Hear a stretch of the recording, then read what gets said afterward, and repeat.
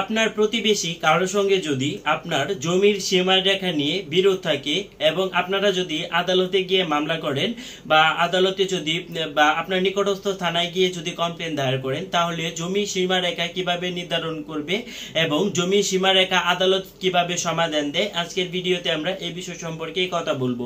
ধরে নিন একটি গ্রামীণ এলাকা, দুই প্রতিবেশীর মধ্যে উত্তেজনা, একজন বলছে এই জায়গাটা আমার, অন্যজন বলছে না এটা আমার জমি।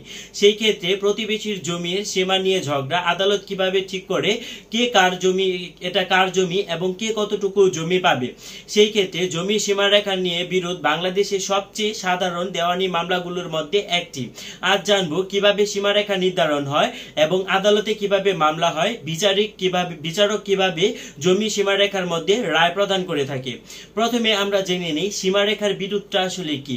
যখন দুই জমির মালিকের মধ্যে জমির সীমানা নিয়ে মতভেদ হয়, যেমন কে কতটুকু জায়গা দখল করেছে, কার দাগে বেড়া বসানো আছে, তখন সেটাই সীমারেখার বিরোধ। এই বিরোধ সাধারণত পৌরসভা, ইউনিয়ন ভূমি অফিস বা আদালত পর্যন্ত গড়ায়। আইনি ভিত্তি হিসেবে এই ধরনের মামলা হয় code of civil procedure CPC অনুযায়ী, বিশেষ করে সেকশন 9 সিভিল কোর্ট এর জুরিসডিকশন ও order 26 rule 9 local investigation by commissioner এক গুরুত্বপূর্ণ একটি ভূমিকা রাখে। অতিরিক্তভাবে সার্ভে অ্যাক্ট 1875 এবং state execution and tenancy act 1950 অনুসারে সীমা নির্ধারণে সাহায্য নেওয়া হয়। আদালতে আপনি কিভাবে মামলা করবেন এবং আদালতে মামলা করার প্রক্রিয়াটি আসলে কি, এই বিষয়টি আমি একটু জানিয়ে দিচ্ছি। প্রথমে একজন পক্ষ প্রিএম্পটিভ ডিক্লারেশন এন্ড প্রসিকিউশন বা বাউন্ডারি ফিক্সেশনের মামলা দায়ের করে।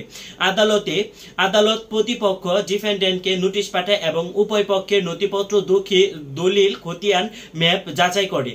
পরবর্তীতে বিচারক সাধারণত একটি আমিন কমিশনার বা সার্ভে এক্সপার্টকে নিয়োগ দেন, যিনি মাঠে গিয়ে লোকাল ইনভেস্টিগেশন করেন এবং একটি রিপোর্ট দাখিল করেন আদালতে।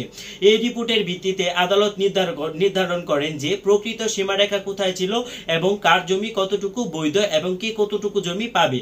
পরবর্তীতে রায় ও বাস্তবায়ন, যদি আদালত দেখতে পান যে এক পক্ষ বেআইনিভাবে প্রতিবেশীর জমি দখল করছে, তাহলে তিনি আদেশ দেন সীমারেখা অনুযায়ী বেড়া বা চিহ্ন পুনঃস্থাপন করতে। প্রয়োজনে এক্সিকিউশন কেস অর্ডার 21 সিপিসি এর মাধ্যমে রায় বাস্তবায়ন করা হয়। ভূমি অফিসের মাধ্যমে সীমারেখা পিলার বসানো বা বেআইনিভাবে স্থাপনা অপসারণ করা হয়। এই ক্ষেত্রে আমি যদি একটা মামলা দিয়ে আপনাদেরকে বোঝাই, তাহলে মামলাটি হচ্ছে রহিম ভার্সেস করিম, সিভিল সুট নং 125/2022, জাজ এমডি সাইফুল ইসলাম, অ্যাসিস্ট্যান্ট জাজ কোর্ট, টাঙ্গাইল। রহিমের 50 শতক জমি, পাশে করিমের জমি। করিম বেড়া সরিয়ে 2 শতক জায়গা দখল করে নেয়। রহিম আদালতে মামলা করে। পরবর্তীতে আদালত আমিন নিযুক্ত করে সীমা মেপে দেখে রহিমের দাগে করিম বেড়া দিয়েছে। শেষে আদালত রহিমের পক্ষে রায় দেন এবং ভূমি অফিসকে নির্দেশ দেন সীমারেখা পুনরুদ্ধার করতে। রায় বাস্তবায়নের পর আসলে করণীয় কি? ভূমি অফিসের মাধ্যমে নতুন সীমা পিলার বসানো হয়। পরবর্তীতে রিপোর্ট আদালতে দাখিল করা হয় এবং দুই পক্ষের স্বাক্ষর গ্রহণ করে মামলাটি নিষ্পত্তি করা হয়। আইনি রেফারেন্স হিসেবে code of civil procedure 1908 section 9 order 26 rule 9, survey act 1875, state execution and tenancy act 1950। আমার ভিডিওটি আপনাদের কেমন লাগলো সেটি অবশ্যই আপনারা আমাকে কমেন্ট সেকশনে জানাবেন। আর আমার চ্যানেল ল ইনফরমার বিডিকে সাবস্ক্রাইব করে আমার পাশে থাকবেন। ধন্যবাদ সবাই।